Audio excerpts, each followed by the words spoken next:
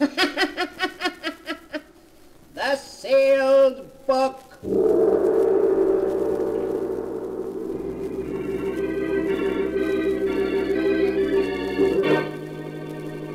Once again, the keeper of the book is ready to open the ponderous volume in which is recorded all the secrets and mysteries of mankind through the ages. All the strange and mystifying stories of the past, the present, and the future.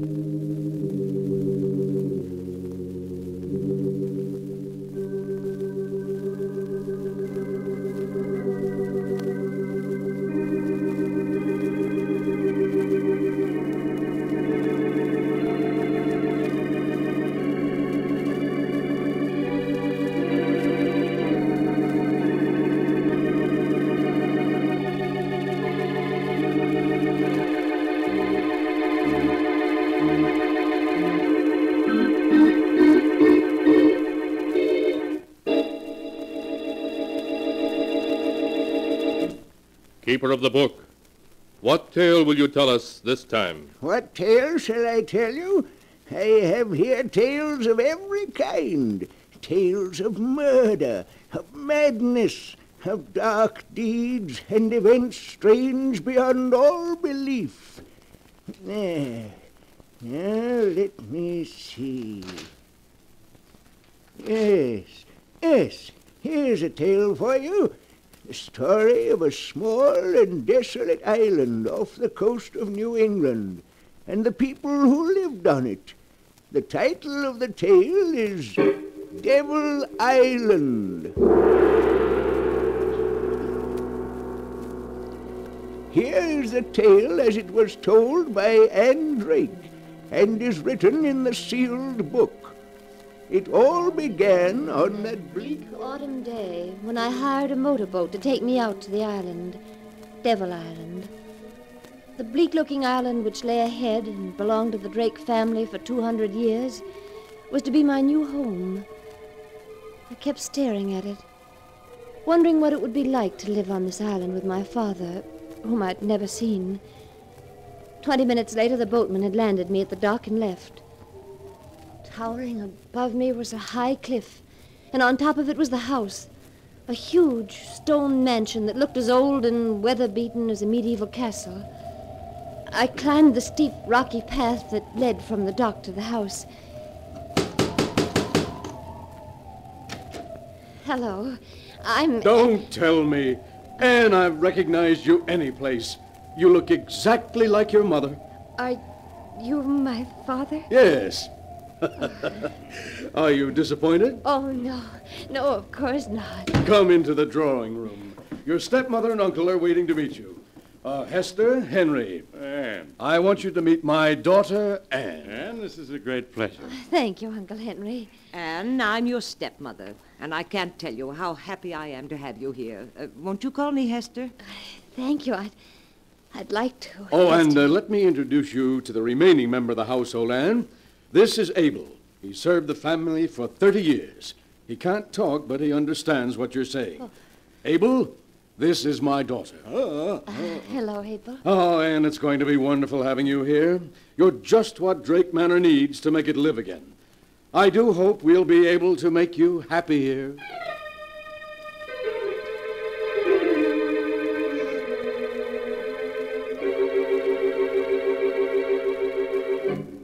The weeks slipped by, and I was happy.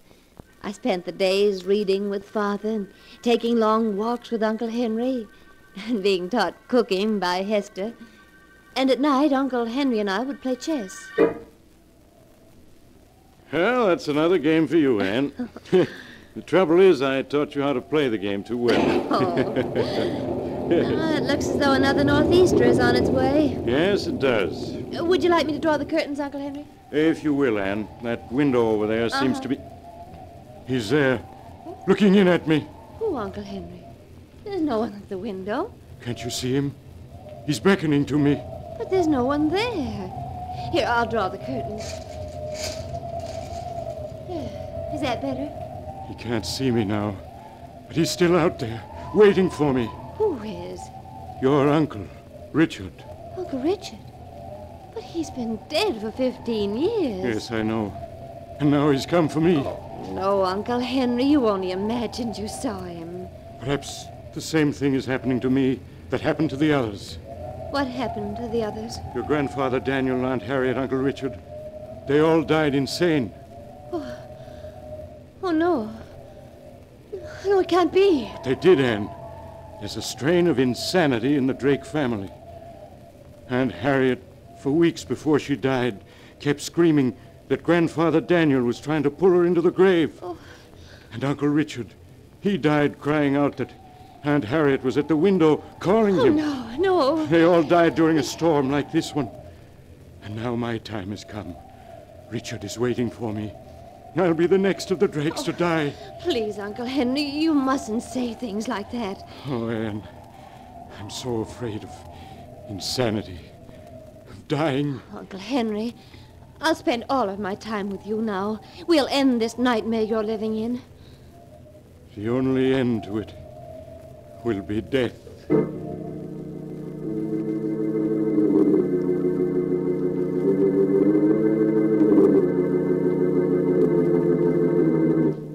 Uncle Henry never spoke of his terrible fear again, but in the weeks that followed he grew haggard, became frightened at the sound of a door opening.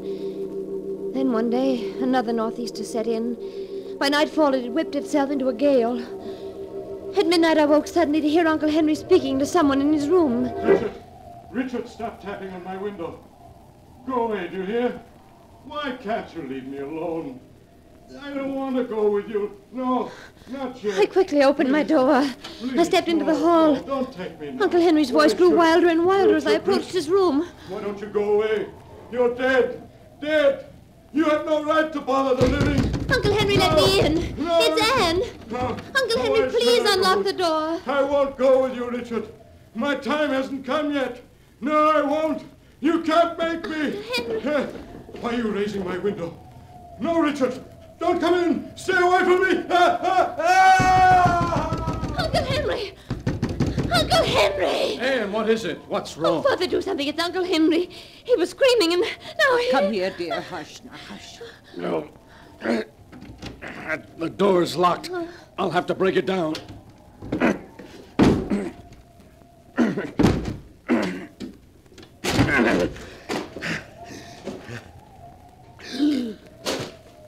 Henry. Father, is he... Yes. Yes, Anne. He's dead.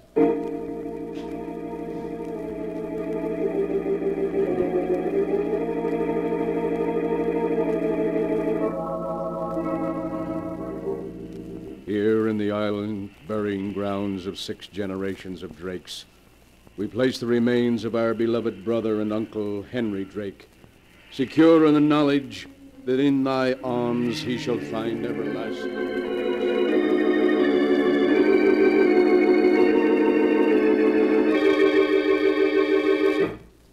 Ah, dear. Life in this house won't be the same without Henry. Father, Uncle Henry was terribly frightened for weeks before he died. Anne, whatever are you talking about? It all began during that northeaster we had last month. Uncle Henry and I were playing chess.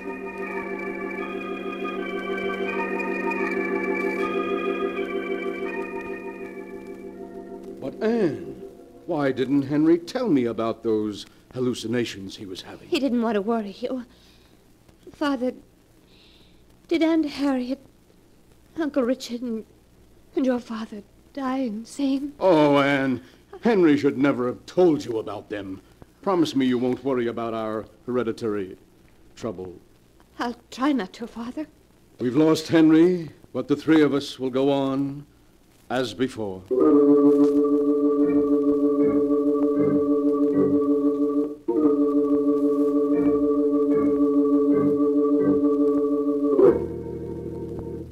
The three of us tried to go on as before, but an unspoken fear had crept into our lives. Often I turned to find Father and Hester watching me anxiously. Then a month after Uncle Henry's death, another storm lashed the island. I'll be glad when this storm blows over. It's getting on my nerves. Father, why don't we close up Drake Manor for a few weeks and take a vacation on the mainland? You mean leave the island? No, that's impossible, Anne. We have enough money to get along on the island, but not elsewhere. But I have all that money my mother left me. We could use that. You won't receive that money until you're 21. That's 6 months from now. Besides... Anne, well, what are you staring at? Look.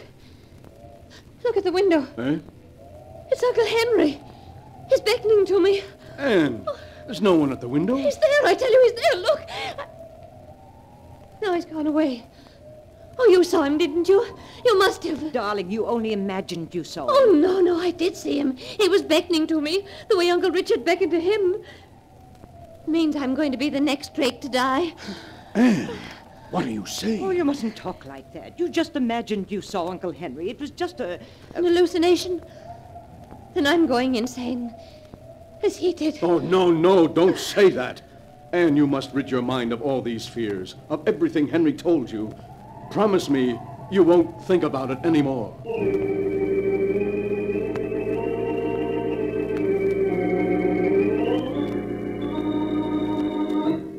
But that was a promise I couldn't keep. At night I'd lie in the darkness of my room, thinking of everything that had happened, listening to the night noises. And one night I heard footsteps above me in the tower. That limp. Oh, that unmistakable limp.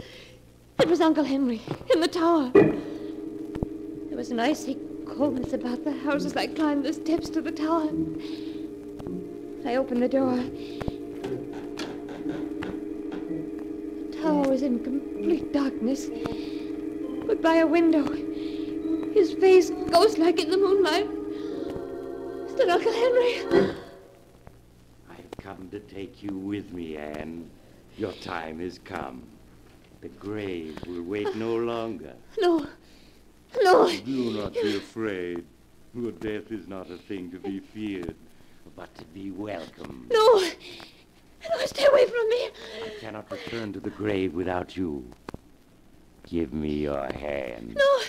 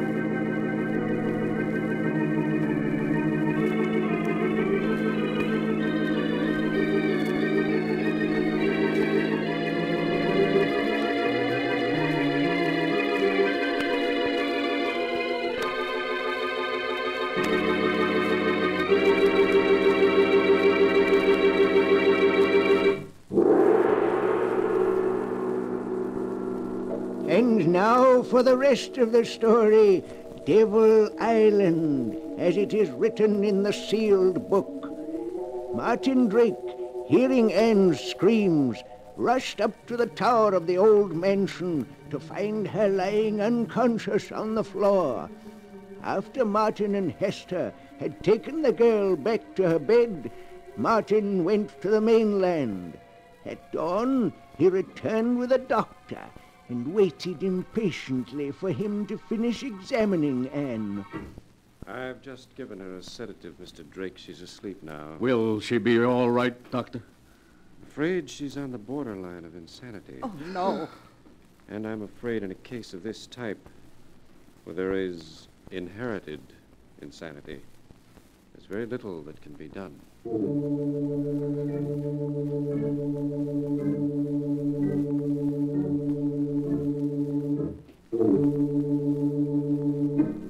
Well, sleepyhead, it's about time you were waking up.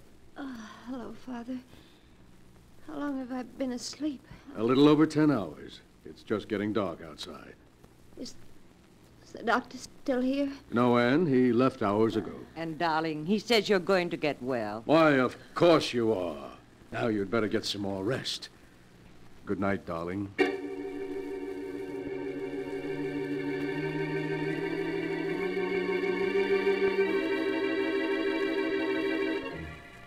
A moment later, they were gone. I was alone again. Alone in the dark. And all I could think of was... I was going insane. Perhaps I was already mad.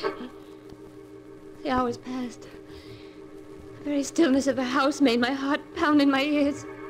And then... the stillness was broken. That limp again. It was Uncle Henry in the tower. Back and forth from one end of the tower to the other he limped. Then silence. I lay in the darkness waiting. Waiting. And then suddenly, the door to my room was opened. I wanted to scream, but I couldn't. Oh, Abel. Oh, Abel, what are you doing in my room? What are you trying to tell me? I don't understand. Oh, he's walking again. Abel, you hear him, don't you? You do hear it. I told them that Uncle Henry had come back from the grave, but they said I was just imagining it.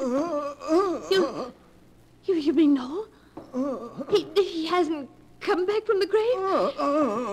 But if he hasn't come back from the grave and you hear what I hear,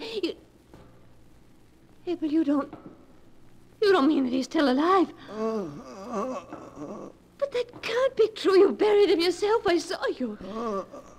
You mean you didn't bury him?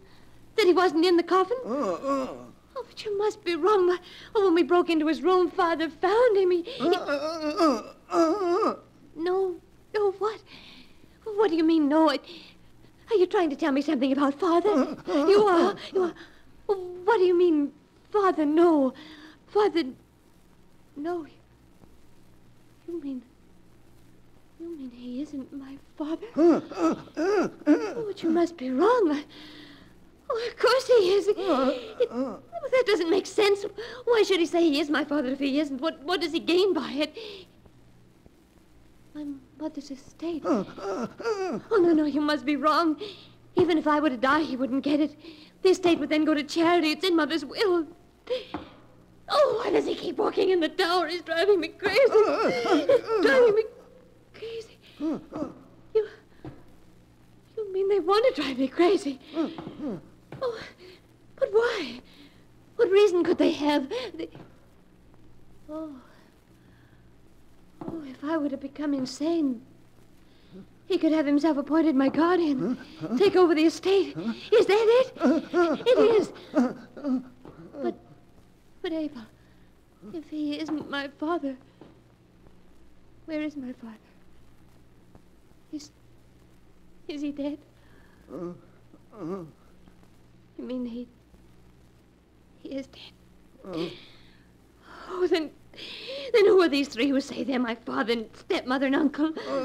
I don't understand, but no matter who they are, they'll kill me. They'll kill both of us if they learn we've discovered their secret. Oh, Abel, we've got to escape. But how? The only boat is locked, and he has the key. Why are you handing me that flashlight? You mean the window? Signal the mainland for help. Yes, of course. Abel, you better go. We can't let them find you in here or they'll suspect. I'll keep signaling as long as the batteries last.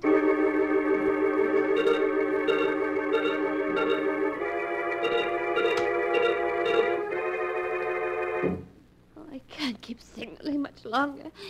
But now... And, what are you doing out of bed? And with that flashlight? Nothing at all. You weren't signaling someone on the mainland, were you? Oh, no. No, I just had the flashlight in case someone came in the room. Oh, why, you're trembling as though you were frightened. You're not afraid of your own father, are you, dear? Oh, no. No, of course not. Now, no more walking around. I want you to get some sleep. Good night, dear.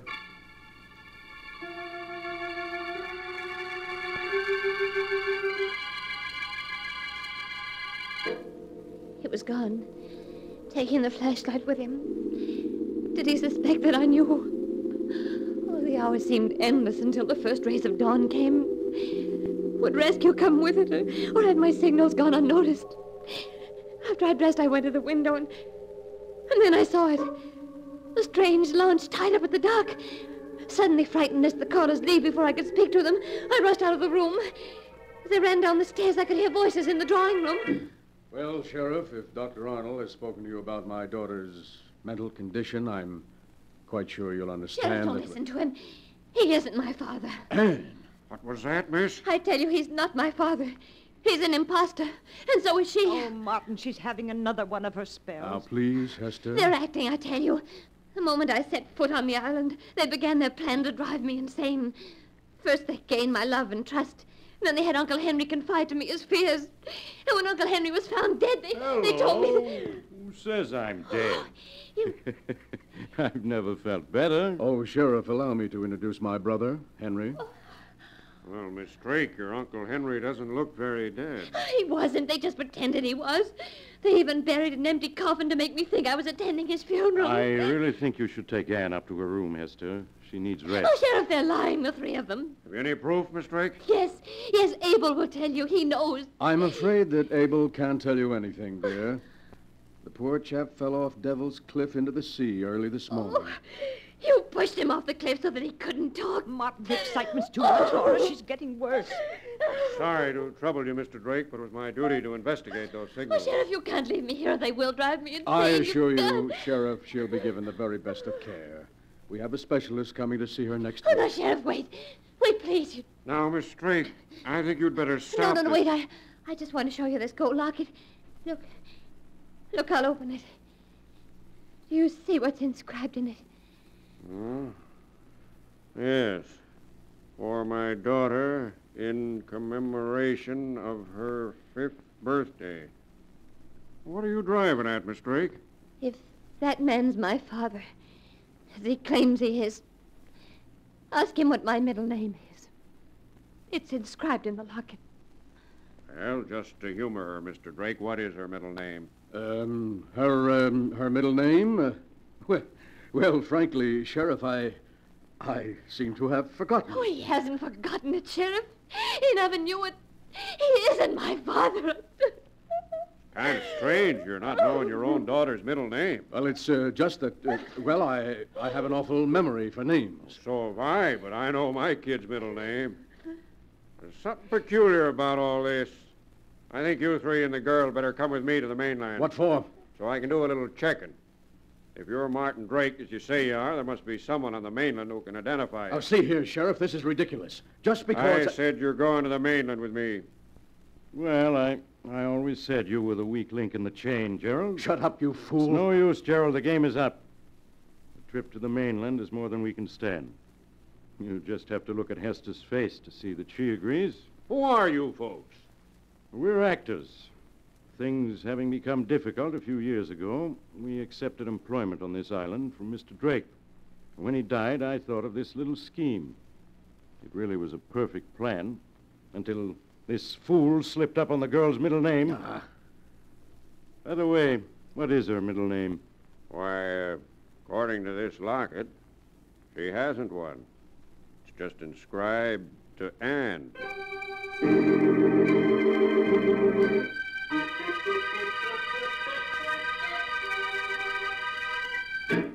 And that is the story of Devil Island, as it is written in the sealed book. Because an impostor slipped up on a middle name that didn't exist, an almost perfect crime was prevented by Sheriff Williams, and an innocent girl was rescued from imprisonment and probable death. It was a small slip, but a fatal one. But the sound of the great gong tells me I must close the sealed book once again. One moment, Keeper of the Book. What story will you tell us next time? Next time? Are you sure you want to know? Perhaps my next story may be about you. For I have here all the stories that ever happened, and many that have yet to come to pass. But I'll find one for you in just a moment.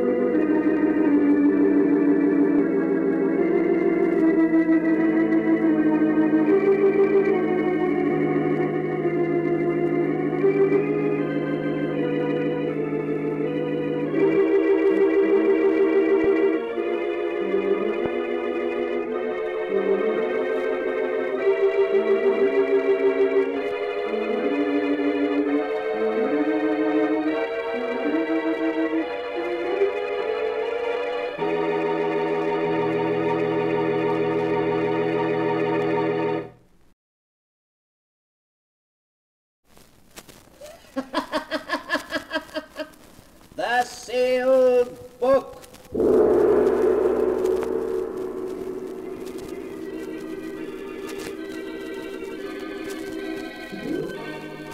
Once again, the Keeper of the Book is ready to open the ponderous volume in which is recorded all the secrets and mysteries of mankind through the ages.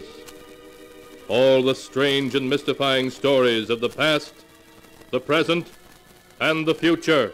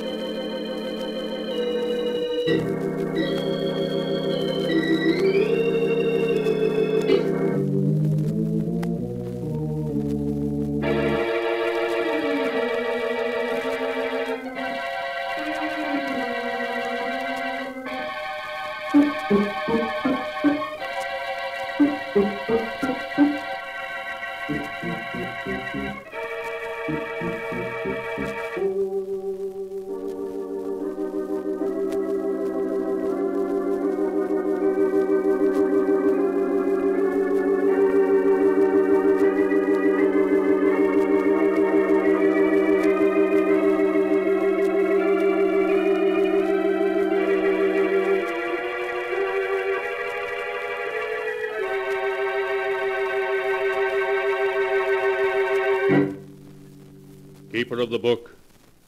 What tale will you tell us this time? What tale shall I tell you?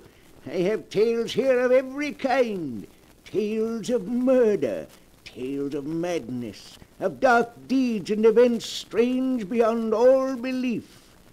There, let me see. Yes, here's a tale for you.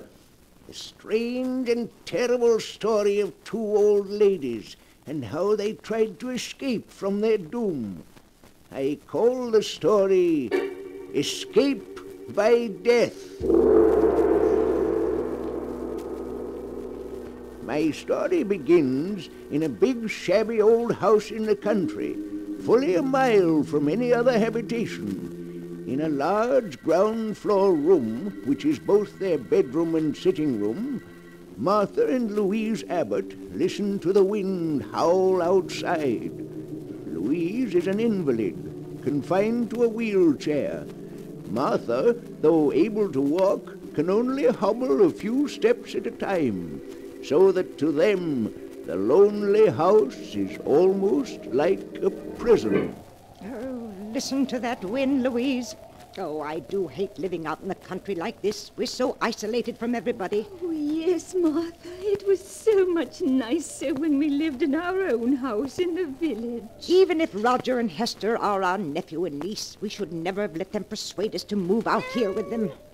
Oh, what is it, Toby? Queenie? Oh, our mother's darling's hungry. Even Toby and Queenie don't like living here. Yes, they do seem unhappy. Queenie hasn't been eating well. Louise, it's very foolish for us to stay here with Roger and Hester. I think I hear Hester coming now. We'll tell her right away that we want to go back to our old home. Here I am at last, Aunt Louise. Aunt Martha, I brought you tea and some cake I just made this afternoon. Thank you, dear. I have the Daily Sentinel for you. George Gibson just delivered it. I haven't even opened it yet. Thank you. Roger, Louise and I have been talking things over. It was very kind of you to invite us to live here with you, but we were much happier living in the village. We want to go back. But, Aunt Martha, it's much better for you here. Really it is. Of course, you're just homesick, both of you. And you'll get over it. Pretty soon you'll love the country as much as we do. Now, we don't want to hear another word about your leaving us. We couldn't be happy thinking of you alone and helpless in the village. Come along, Roger. Let them drink their tea. All right, Hester. See you both later. Oh, I do wish they'd let us go back. There's no reason why we shouldn't. Do you remember the teas we used to give? Mary Thompson came over every afternoon. It was so nice. There's no reason we can't move back and give those teas again. We won't be alone or helpless either. With all the money Father left us, we can afford a dozen servants. Louise, we are going back. I've made up my mind. Oh, Martha, I'm so glad. Listen to Toby and Queenie. They're glad we're going back too, aren't you, you fat old darlings? Oh, they understand you, Mother. They know we're not going to stay here much longer. Of course they do. Well, now that's settled. Let's see what's in the Sentinel. Let's see now. Oh, Martha, let's look at the obituary notices first. Just what I was turning to, Louise. Here we are. Did anyone we know die? Now, let me see. Yes. You remember Amos Wilson, don't you? Yes. He died 2 days ago. Poor Amos. He was about your age, wasn't he, Martha? Certainly not. He was a good deal older. Oh, Martha, look at this. Why, it says that Mary Thompson is entering the county home for the infirm. The poorhouse? Oh, no, it can't be. You can read it for yourself. Oh, that dreadful place. I'd rather be dead than in that home. Poor Mary. Martha, after we move back to the village, can't we have Mary come to live with us? Yes, of course. Why, going to the poorhouse would be the death of her. No, it can't be. What can't be? Read what it says there in the real estate column. The old Abbott mansion, owned by the Mrs. Martha and Louise Abbott, has been put up for sale by their nephew, Roger Clarke. What? Why, it must be a mistake. Oh. We never told Roger to sell our house. Roger! Roger! Now, Martha, we mustn't get excited. But why should he want to sell our house? I don't permit it. You calling me, Aunt Martha? Yes, Roger. What's this in the Sentinel about our house being up for sale? Oh, is it in the Sentinel?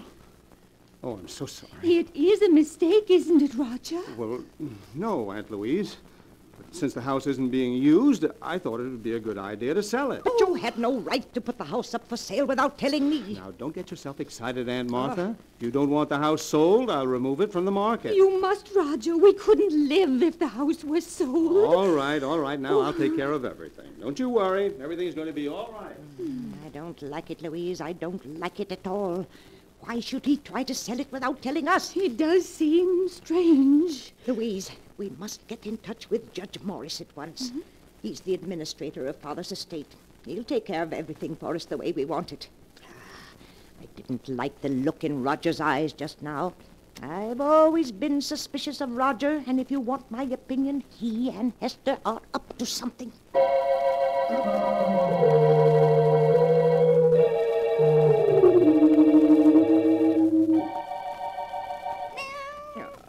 Is Mother's beautiful Queenie hungry? Well, here's a nice piece of meat from the lovely supper Hester just brought us. Oh, Queenie is hungry, Martha. She's got her appetite back since she learned we intend going back to the village. Yes, she has, but where's Toby? I don't see him around any place. He's probably in the kitchen. Martha, when are you going to speak to Roger and Hester again about our leaving? I'm waiting until we can get in touch with Judge Morris. He'll come get us whether Roger wants us to go or not. There's been something very strange about Roger's manner ever since we told him yesterday we didn't want to stay. Martha, look. Queenie's ill. Oh. That meat you gave her, it's made her sick. Queenie, oh, what's the matter with Mother's darling? Oh, Martha, there's something terribly wrong with her. Queenie, what is it? Oh, Louise, what can we do? Give her some water. Maybe that'll help. Martha, she's fallen down. She's dead, Louise. Queenie is dead. Oh, no, she can't. But she is, though she was perfectly all right until I gave her that meat. She was so hungry, she just bolted it down. Oh, Martha, she must have choked on it. She's choked to death. Did she? I'm not so sure. Martha, what do you mean? What else could it have been? She acted more as if she were poisoned. Poisoned? Yes, I'm sure of it. The meat was poisoned. That's why Queenie died. But how's that possible? It was poisoned because that meat was meant for us. Martha, you don't mean that Roger and Hester... Yes, Louise. Oh, I see it now. That's why they brought us out here. Why they won't let us leave. They're planning to kill us. They're after our money. Oh, Martha, what are we going to do? Well, we've got to get in touch with Judge Morris right away. He'll save us. But, Martha, how can we? The telephone, it's upstairs in Hester's room, and neither of us can climb stairs. I know that. We've got to figure another way to reach him. Louise, our lives depend upon it.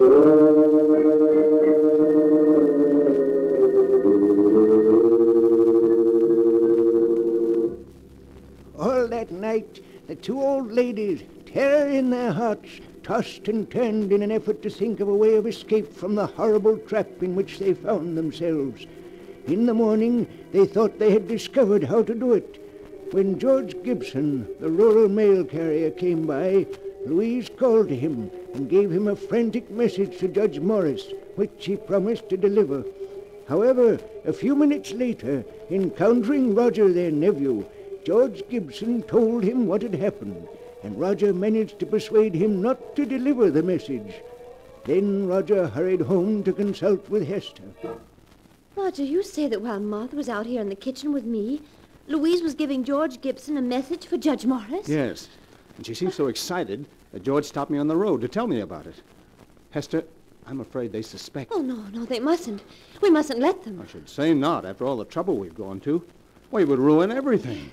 We've got to quiet their suspicion somehow. We've got to make them like it here, so they'd be perfectly content to stay with us until they die.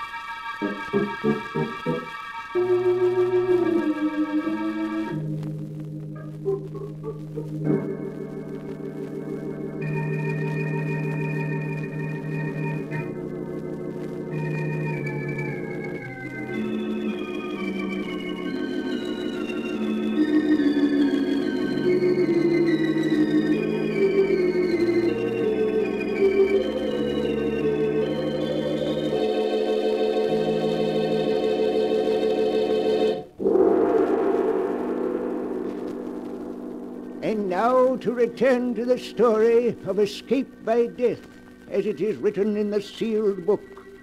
For 24 hours, Martha and Louise have waited in trembling impatience for George Gibson to bring word that Judge Morris has received their frantic appeal for help.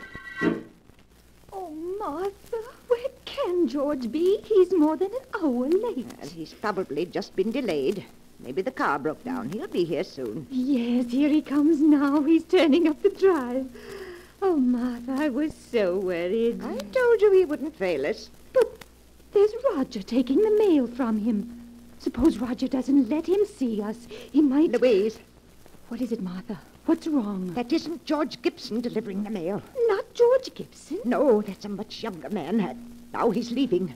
Roger's coming back in the house. Martha, where do you suppose George is? I don't know. I don't understand. Perhaps he's sick today. Here comes Roger. Hello, Aunt Martha. Aunt Louise. Here's a magazine that came in the mail. I thought you might like to see it. Thank you, Roger. Why didn't George Gibson deliver the mail today? Oh, you saw that there was a new driver. Well, I'm sorry to have to tell you this, but yesterday afternoon, poor George was killed. Killed? Oh, no. He had a bad accident as he was returning to the village. An accident? Yes. I'd rather not talk about it anymore now. It'll just upset you. Hester will bring you some supper soon. Poor George. Well, that means Judge Morris didn't get our message. Oh, Martha. Don't you see, Louise? That wasn't any accident. George was killed to keep him from going to Judge Morris. Martha, you can't mean that Roger and Hester... Yes, Louise, they'll stop at nothing to get our money. But what are we going to do? We can't get a message to anyone. And they're poisoning our food. We haven't eaten a thing since poor Queenie died. We can't go on throwing the food away or we'll starve. There's only one thing to do. Toby must sample our food. You mean to see if it's poison? Yes. It's dreadful, having to risk poor Toby's life, but it's the only thing we can do.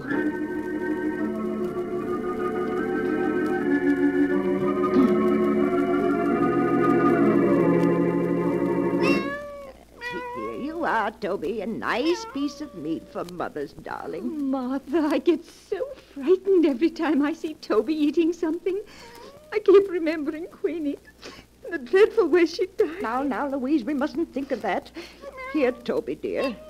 Martha, why are you feeding Toby? Well, he gets plenty to eat in the kitchen. He'll die of overeating if you aren't careful. I've always fed Toby from my own plate. He expects it. But, Aunt Martha, if you feed that meat to the cat, there won't be enough for you. No. And if you're to get well, you need all that food.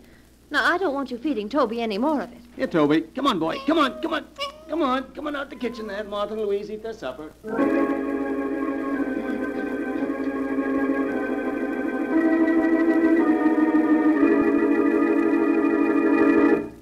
Here you are, Aunt Martha. Aunt Louise, I've bought you your lunch. Doesn't it look good? Yes, Hester. It's very nice. Here, Toby. Here, kitty. Hester, have you seen Toby? No, Aunt Martha, I haven't. Oh, but where could he be? Toby's always on time for meals. Oh, he's probably someplace around the house. Now, eat your lunch before it gets cold. Oh, Martha, where can he be? Toby'll be along in a few minutes. We won't touch a bit of this food until he's eaten some of it. I do wish he were here. I'm so hungry. Louise, don't touch a thing on that tray. It isn't safe. Here, Toby. Here, kitty.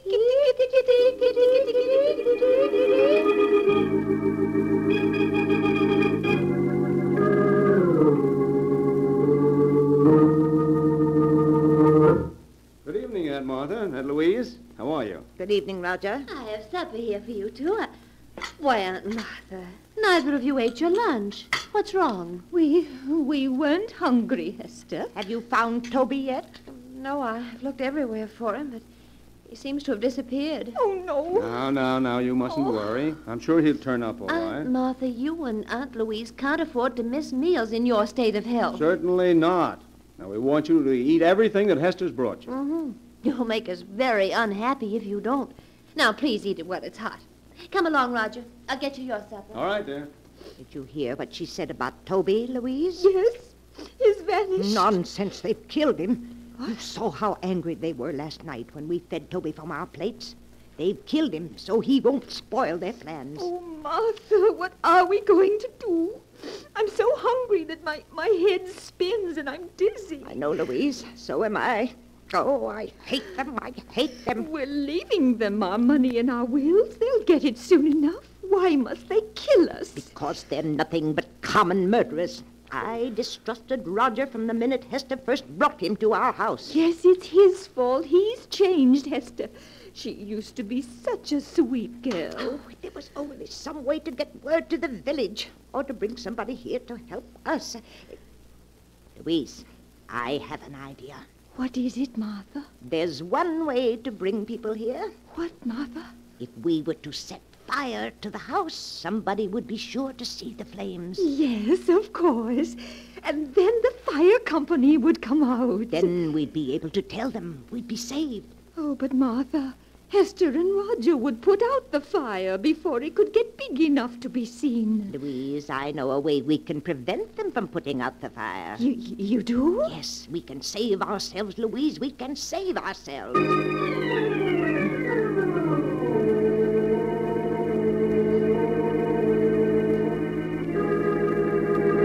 Here, Toby. Here, kitty, kitty, kitty. Martha, why are you looking down the cellar stairs like that? Now, you should be in your room. Certainly should. It's drafty out here in the hall. Now, close the cellar door and go back to your room. But I heard Toby crying. He's down in the cellar, and I won't go to my room until I get him. But Aunt Martha... Roger, just to put Aunt Martha's mind at ease, why don't you go down the cellar and see if Toby is there? Oh, all right. But if you ask me, it's just a waste of time. Please help him look for Toby, Hester. You'll find him so much quicker if you both look for him. Aunt Martha... Please. Oh, very well. But you go back to your room so you don't catch cold. Roger, do you see him? Doesn't seem to be any place here in the cellar. Now we'll see just how smart you are, trying to poison us. You won't stop us from escaping now. I must get Louise. Louise, it worked.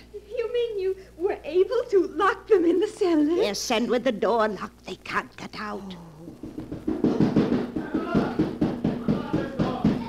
They found out they're locked in. Now, don't you worry about it, Louise. I'll take care of everything. What are you doing with that kerosene lamp, Martha? Pouring the kerosene around the room so it will burn better. There. Are you ready to leave, Louise? Yes, Martha, yes. Now strike a match and start the fire. How quickly it's starting to spread. Yes, we've got to leave. I'll push your wheelchair, Louise, and you try to help by rolling the wheels. Yes, Martha. Well, we're coming along nicely. Good more, dear. Come on. Just a little bit more. Martha, I do hate to do this. Louise, you mustn't waste any pity on them. Even if they are our niece and nephew, they're nothing but common murderers. Yes, I suppose you're right. Now, I'll just open the front door, and we'll be free. Now, roll the wheels a bit, Louise.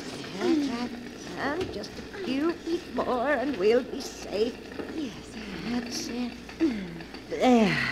Now we're far enough away from the house to be perfectly safe. Oh, my, the whole house is on fire. Do you think they can see it in the village by now, Martha? I'm sure they do. Now remember, Louise, when the fire company gets here, we don't know what happened to Roger and Hester. We just managed to get out ourselves. Yes, Martha. If we told them what we were forced to do to escape, we'd have to reveal that our own niece and nephew were poisoners, murderers. We don't want to disgrace the family name, Louise. Oh, no, Martha, of course not. Look, Martha, look! The roof is going! Oh. And here comes the fire engine. Louise, we're saved. We're saved.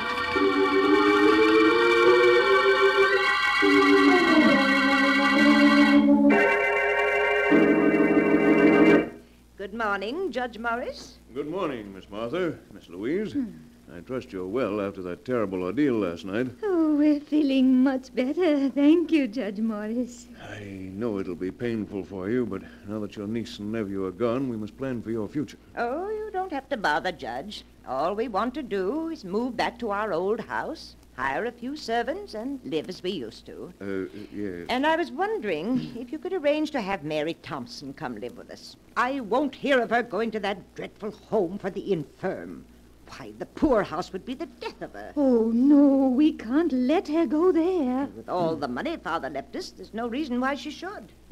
Ladies, I'd hoped I'd never have to reveal the truth to you, but now it appears I must. The truth? I don't understand, Judge.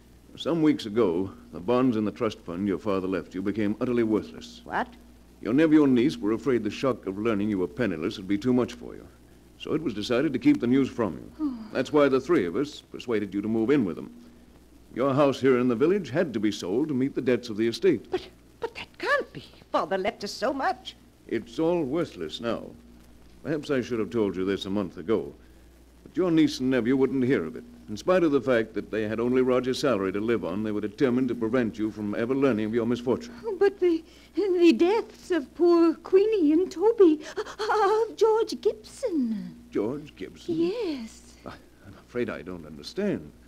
Surely you heard that he was killed. The tire blew out and his car turned over. You mean he wasn't murdered? Certainly not. Oh. You feeling well? Has my news been too much for you? No. Well, now that your niece and nephew are gone, there's no one to support you, I'm afraid there's only one thing left. One thing left? What's that? I'm sorry to say, believe me, I am. The county home for the infirm. Oh. The poorhouse.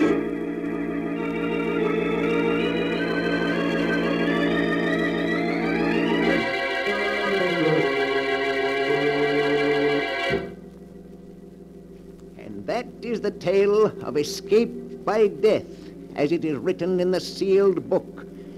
Louise and Martha, because they could not believe that the death of their cat was an accident, convinced themselves that they were in danger of being killed, and in their frantic efforts to escape, ruthlessly destroyed their only protectors. Strange are the ways in which fate plays tricks on mere mortals. But the sound of the great gong tells me it's time to close the sealed book once more. One moment, keeper of the book. What story from the sealed book will you tell us next time? Next time? What kind of a tale would you like? A story of ghosts, of vampires, of werewolves howling in the night? A tale of dark plots and evil deeds? Of a strange fate overtaking the guilty? Let me see. I'll find one for you in just a moment.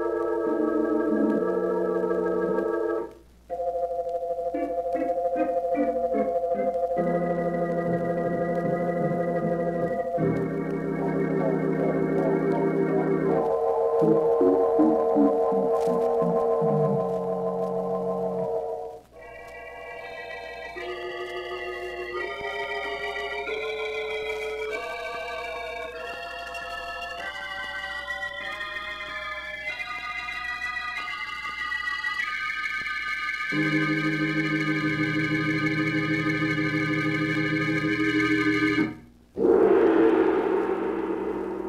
now, Keeper of the Book, have you found the story that you'll tell next time? Yes, I found one for you. It's the amazing story of a woman's jealousy, so great that it would not let her lie quietly in her grave, but made her seek revenge even from behind the dark veil of death. I call it Death at Storm House.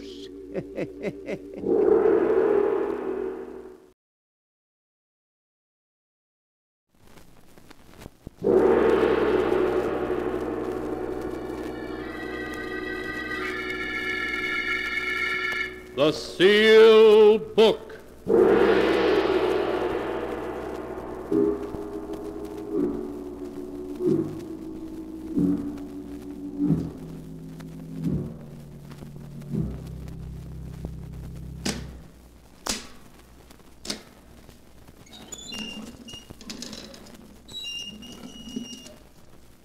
Once again, the Keeper of the Book has opened the ponderous door to the secret vault, wherein is kept the great sealed book, in which is recorded all the secrets and mysteries of mankind through the ages. Here are tales of every kind, tales of murder, of madness, of dark deeds strange and terrible beyond all belief. Keeper of the Book, I would know what tale we tell this time. Open the great book and let us read. Slowly, the great book opens.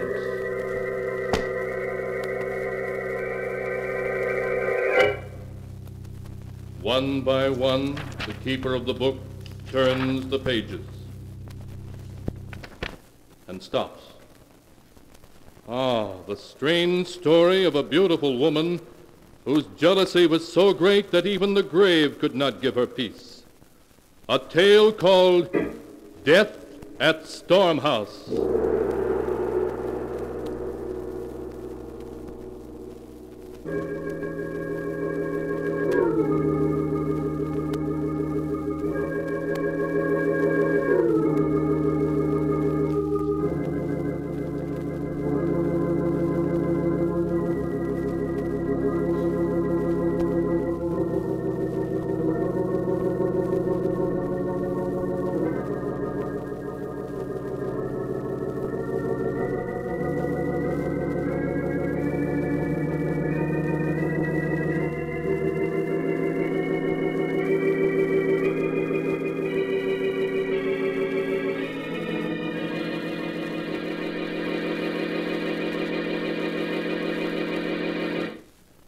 Here is a tale, Death at Storm House, as it is written in the pages of the sealed book.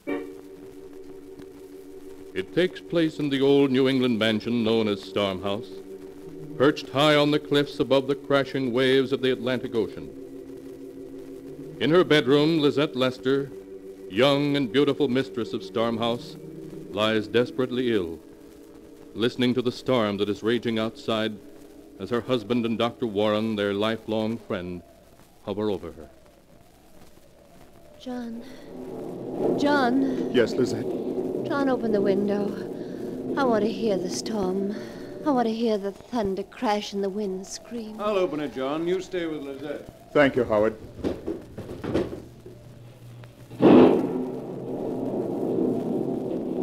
Oh, it's a wonderful storm. I've known it was coming for 3 days. I've always known when a storm was coming, haven't I, John? Yes. Yes, Lizette. You've always known. And I've been waiting for this one. I've been waiting for it so I could die as I was born. On a night when there's a storm filling the sky and death riding the wind to take me as it took my mother that night. Lizette, don't say that. You mustn't excite yourself, Lizette. It weakens you. I'm dying, Doctor. You know it as well as I do. It's only the storm that's keeping me alive now. Oh, Lizette. Lizette. John, darling. Yes, Lizette. In my will, there's a bequest to old Andrew for his faithful service. Everything else is left to you, including the house. On condition that you live here at least 6 months out of every year for the rest of your life. Lizette, I can't bear to talk about it. But we must, darling.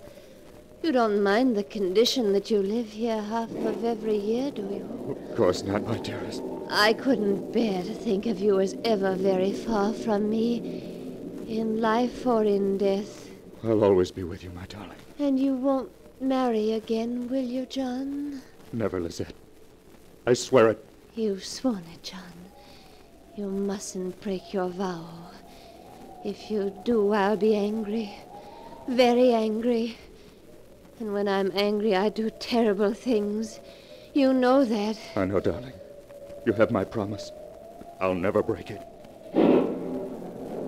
It's such a beautiful night. All my life, I've never been able to sleep on a night like this. I wonder if now when the storm sweeps in from the sea, I'll know it and wake up. Oh. Lizette. Lizette. John. She's gone.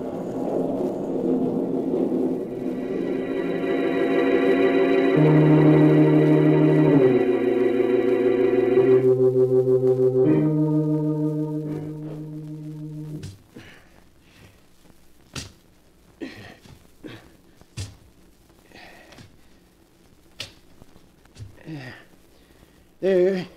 It's done, Mr. John. I couldn't want better if it was myself buried down there in the ground. Thank you, Andrew. I'll put the tools away now. Call me if you want me. I can't believe it's Lizette we've buried here, Howard. Somehow she seems still alive. She loved living so. It's a beautiful spot here on the edge of the cliff. She made me promise she should be buried here, where she could watch the storms come in from the sea, hear the waves beating on the rocks below.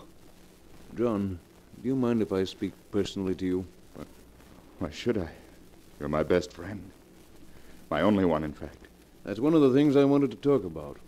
In the 3 years since you married, you haven't painted a single picture. No. No, I haven't. I've started some, but there was always something Lizette wanted to do. For 3 years you've been cooped up here, seeing no one. You might as well have been in prison. You should get away for a while now.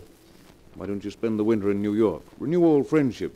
Catch up on what's happening in painting. Yes, I'd like that. And there's another thing. Yes, Howard? The promise you made to Lizette. Promise? Oh, you mean not to marry again? Yes. You mustn't take it too seriously. You're too young to spend your life alone, grieving. Lizette wouldn't have made you promise if she had thought... I don't know.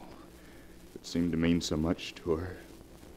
Well, when Lizette was alive, it seemed quite impossible to me I should ever love another woman. But you will, and I'm sure Lizette would understand. I'll think about it, Howard.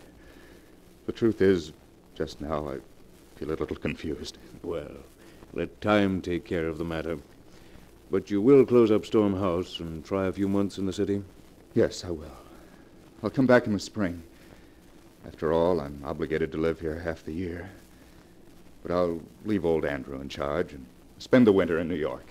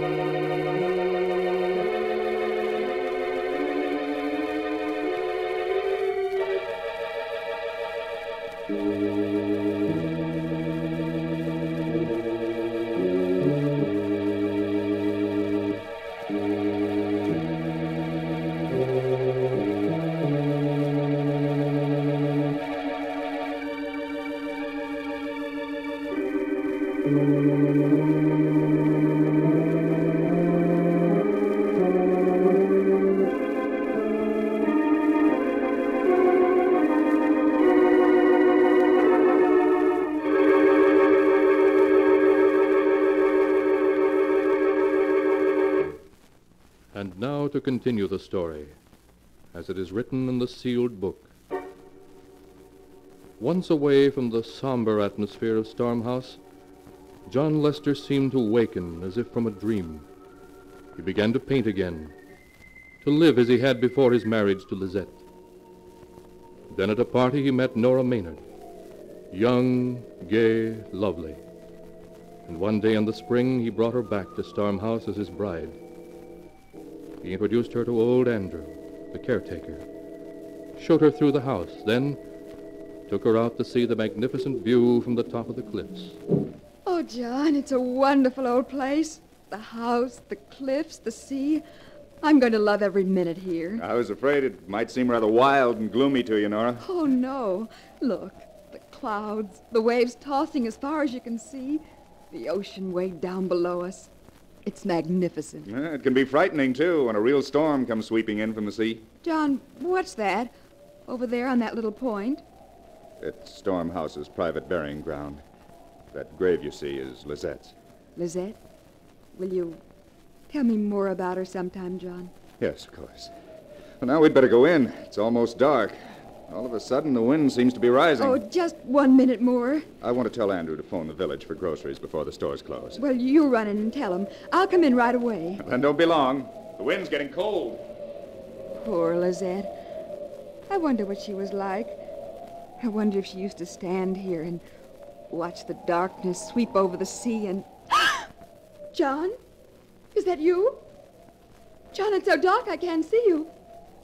John, don't I'll fall! Nora, what is it? Oh. Did you call me, Nora? Oh, John, you frightened me. I thought you really were trying to push me over. Push you over? I know you were just joking, but I almost lost my balance. I almost went over the cliff. Nora, I didn't push you. I was halfway up the path when you called. You were halfway up the path. I wouldn't play a joke like that. You must have become dizzy. I suppose so. But I was sure I felt your hand push me.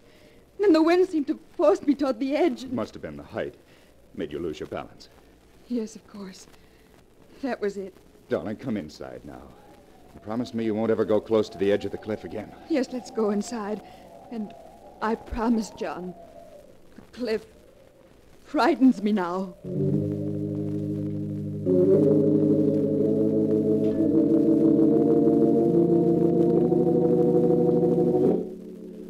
During those first weeks after John Lester returned to Storm House with his new bride, the wind never ceased to howl about the great old house. Several times when Nora was walking near the cliffs, strong gusts sprang up that would have pushed her over to her death if she had been walking closer to the edge. Then one afternoon, Nora discovered old Andrew piling flat, large rocks on top of Lizette's grave. There. Andrew, what in the world are you doing? What are those rocks on Lizette's grave for? It's the wind, Miss Nora. Blowing night and day like it has, it's been blowing the dirt right from off Miss Lizette's grave. How strange. Yes, sirree. Give it a couple more weeks and it'd have scooped up all the earth and had the coffin clear uncovered. But the rocks will stop that. Yeah, I guess that's enough. Andrew. Yes, ma'am. Did Lizette love John so very much? Love Mr. Lester? Why, yes, I expect she did, ma'am, in her way. In her way? Excuse me, Miss Nora, I got to drive to town now for a package for Mr. Lester. Oh, his new paints from New York. He's been so impatient for them. Oh, Andrew. Yes, ma'am? That big stone vase on the upper terrace, right beside the steps. It's loose on its base. I saw it swaying yesterday as if it were going to fall over into the garden. Please fix it, will you? Yeah, as soon as I get back from town, ma'am. Thank you, Andrew. You know that Dr. Warren's staying for dinner. Yes, Mr. Lester told me. Oh, well, I promised to meet him in the garden at 4. Be sure to fix the vase, Andrew.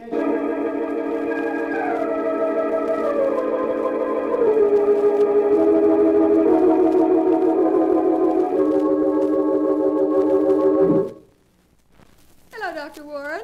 Have I kept you waiting long? Well, there you are, Nora. I was just beginning to be afraid you'd gone too close to the cliff and become dizzy again. Oh, no. After almost falling over twice, I don't take any chances now. That's the spirit. Where's John? Painting on the upper terrace. There he is now. Oh. John! Oh, hello, you two. What are you plotting down there? A tour of the caves down by the beach. Knock off for the day and come along. Please do, John. Well, maybe I will. Light's fading. John, don't lean on the stone vase. It's loose and... Oh! Nora, look out! Nora, you hurt? I'm coming down. Good grief, that was close. Fell right where you were standing. You pulled me back. Just in time. Nora, you all right? Yes. Yes, thanks to Dr. Warren. He saved me. I couldn't move. I can't understand it. I'd hardly touched it when I went over. You must have leaned against it harder than you realized. No, I didn't. I just touched it. It gave way all of a sudden. Oh, thank heaven you were here, Howard. It must have been the wind. And the vase was loose. I was just telling Andrew to fix it. If you'd been hurt, Nora. A miss is as good as a mile, darling. Come on. Let's forget the caves and go in and have tea instead. The wind has turned awfully cold all of a sudden.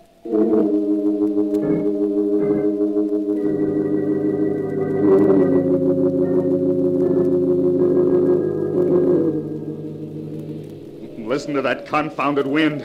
I can't even read anymore. It makes such a racket. Would you like me to read to you, darling? No. I'm just jumpy, I guess. It isn't something special, is it? You're not regretting that you married me? Oh, don't be silly, Nora. It's just the wind. For the last 2 months, it hasn't let up night or day. Listen to it now. Oh, it is upsetting, darling.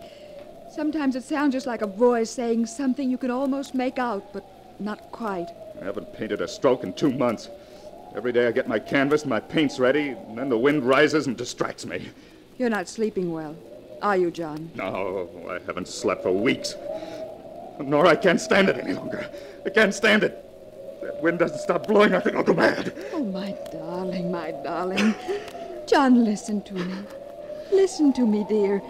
We must go away from Storm House, away from the wind. We must, John.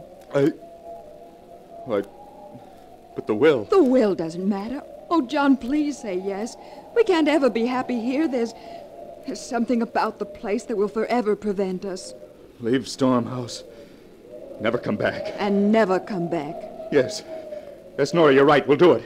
We'll leave tomorrow. Oh, John! Oh, we're going to have another storm. Yes. Certainly has come up quickly. Sunset, there wasn't a sign of a storm. It's as if Storm House knows we're leaving and wants to live up to its reputation on our last night. Well, darling, I think I'll go to bed and dream about leaving here tomorrow. Coming? No, I'll finish my pipe and tell Andrew our plans. All right, darling. I'll bring my diary up to date while I wait. Don't be long now.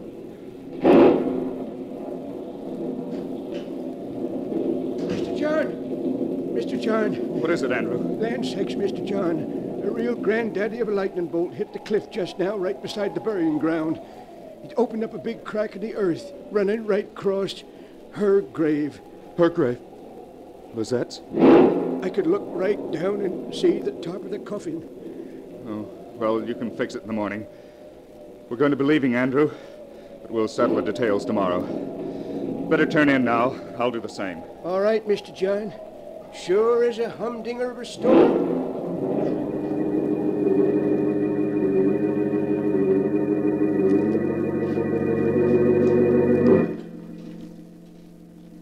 And tomorrow we leave here forever. I do so hope it's going to make a difference. John has seemed so depressed lately. I wonder if it's my fault. If he regrets marrying me. No, I won't think that. Not even this storm tonight can frighten me now. I know John loves me, and turned out the light? Who came in then? John, is that you? John, where are you? Don't tease me like this. You're frightening me. John! No!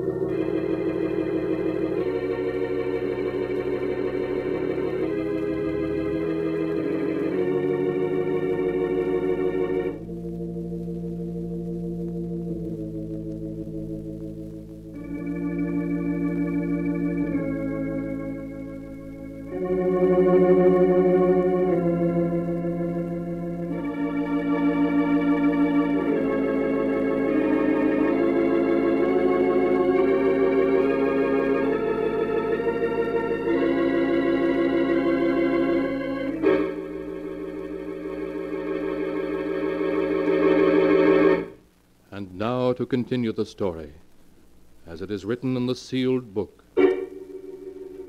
After the great storm had opened up Lizette's grave so that her coffin was plainly visible, Nora had a midnight visitor. There was a scream, and a body crumpled to the floor. The next morning, the sheriff came to talk to John. That's all of it, Sheriff. That's all I know. Nora screamed. When I got to her, she was lying there on the floor. Dead. Murdered. But the weapon, Mr. Lester. We know it was that antique ivory paper knife of yours, because the point broke off in the wound. But where is it? I don't know. I tell you, I didn't see it. I see. Well, I think you better come with me for the time being, Mr. Lester.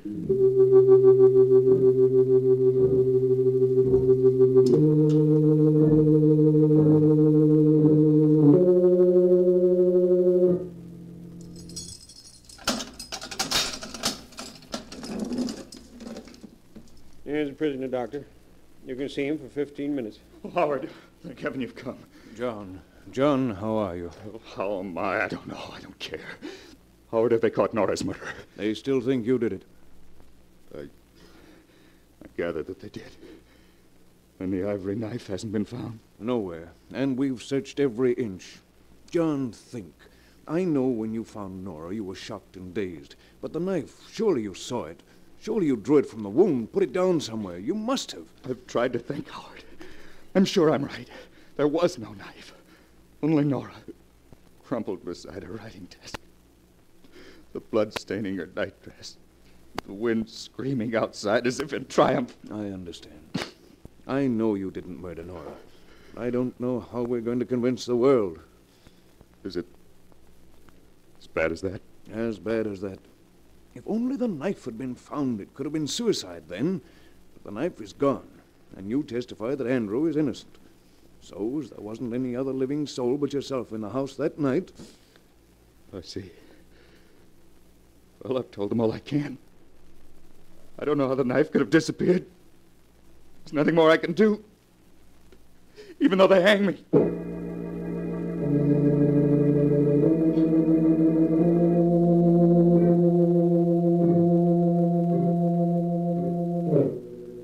And hang John Lester they did, after a due and lawful trial. For in the jury's eyes, the fact of the missing ivory knife that had killed Nora Lester was damning evidence. After the execution, John's old friend, Dr. Warren, conveyed the body homeward to Stormhouse, where he and faithful old John buried it in the tiny burying ground. Andrew dug the grave close between the graves of Nora and Lizette. So close, in fact, that while digging, his pick struck a coffin. Doctor, look. Corner of a coffin. Lizette's coffin, it must be. Yes. That night the lightning struck the cliff. Must have moved her coffin round somehow. I remember the grave looked a little queer next morning when I fixed things up. I guess we'll have to dig it up so we can put it back in its proper place. Yeah, guess we better, Doctor. Well, won't take long.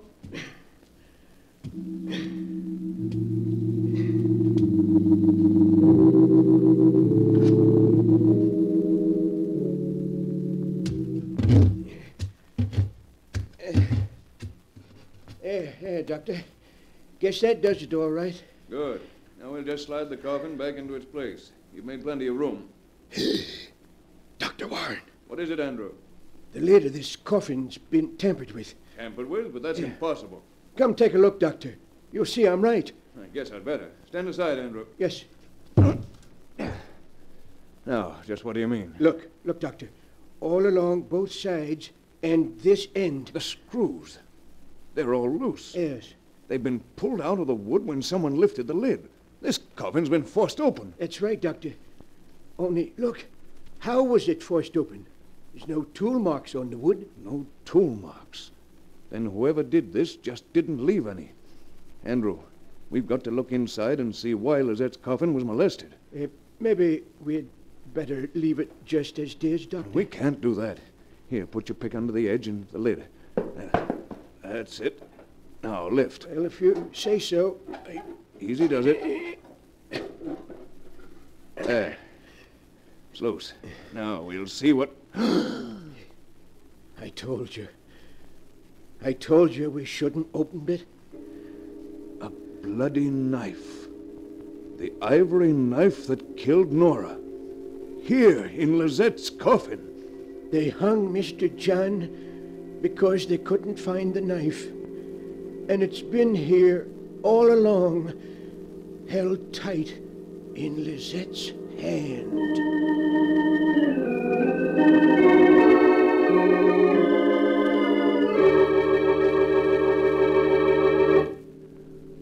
So it was beautiful Lizette who killed Nora.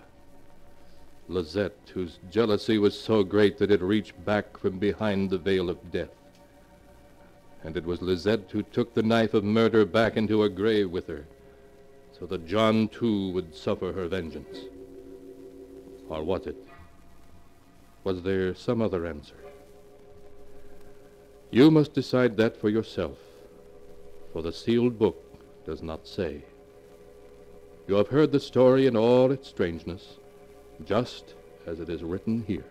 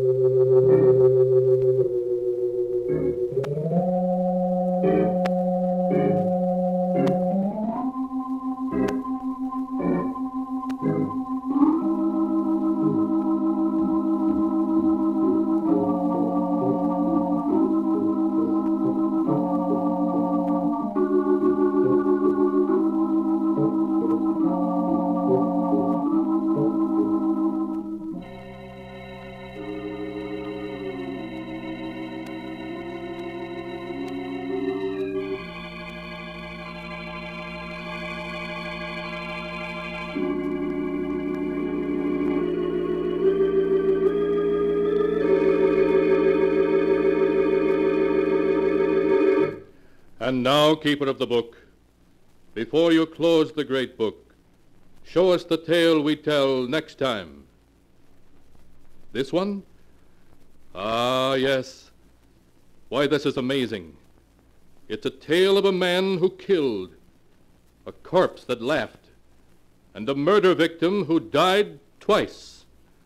a tale called The Accusing Corpse.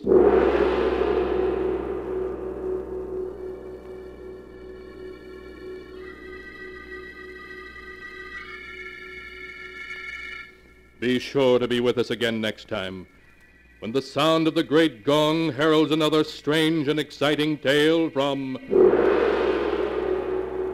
the Sealed Book.